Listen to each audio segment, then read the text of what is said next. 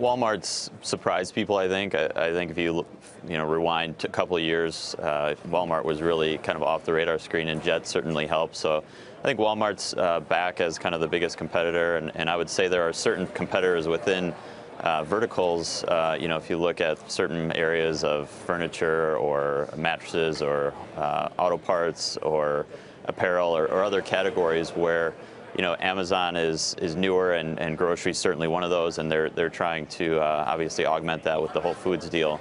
But I would just say in general, Amazon's got a lot of bets placed very wide, and again, as I mentioned earlier, that just increases the total addressable market of an already massive company.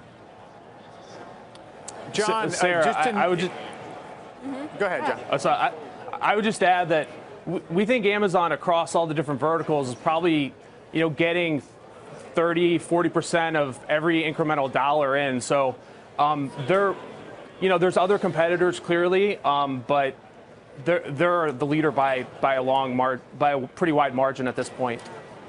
John, I wanted to focus in on one of the data points that you had here in your work, which actually was surprising, that you think that the Echo is in 12% of U.S. households right now. So 1 in 8 households you think has an Echo at this point? Yeah. So thanks for bringing that up. Yeah, so we started this proprietary data set.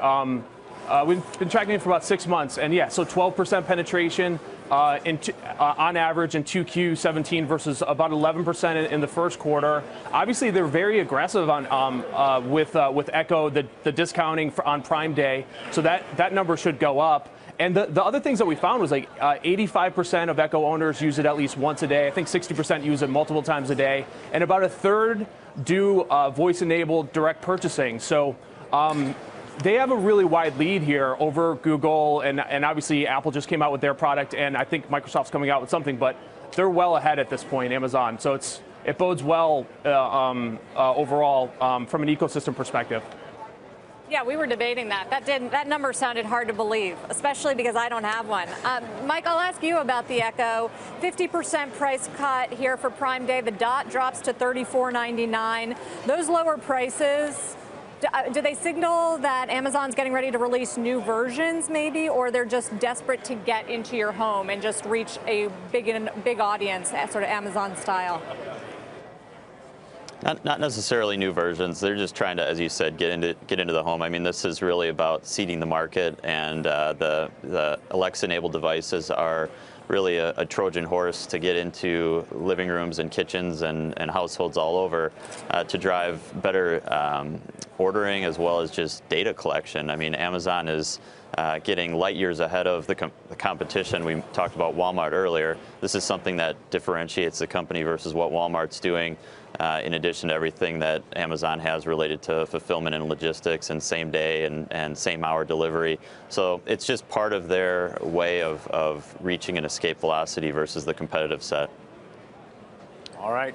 If I could just okay, John, if I could just add, like, the 12% penetration number. We do survey 2,500 U.S. consumers at census weighted, so we think it's a pretty firm number, good number.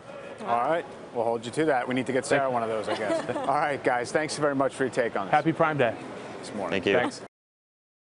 Hey there, thanks for checking out CNBC on YouTube. Be sure to subscribe to stay up to date on all of the day's biggest stories. You can also click on any of the videos around me to watch the latest from CNBC.